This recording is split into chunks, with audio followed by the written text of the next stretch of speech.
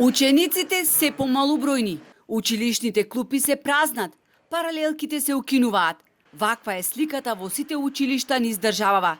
Повеќе од деценија се намалува бројот на ученици кои се запишуваат во основните и средни училишта. Намалениот наталитет и иселувањето на цели семејства ја празнат Македонија. Од 2011 година наваму бројот на граѓани кои заминуваат постојано расте. Податоците покажуваат дека семејства со деца на возраст до 10 години најмасовно заменуваат од Македонија. Но посебно загрижува осипот на ученици и во гимназиите, тренд кој е актуелен последниве 3 години.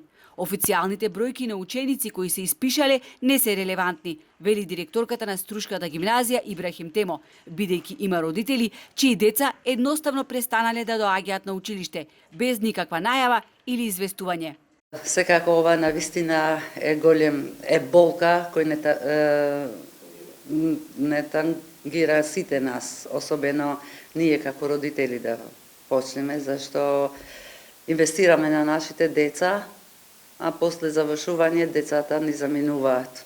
Не знаеме што е ова причина, што е сменето кај овие млади, што ги тера и тие што ги имат условите и ја напуштаат земјата и се заминуваат.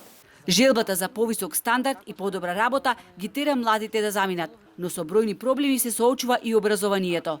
Лани Министерството за образование спроведе кампања Учи паметно, работи стручно, фаворизирајќи го дуалното образование, што нанесе голема штета на гимназиското образование.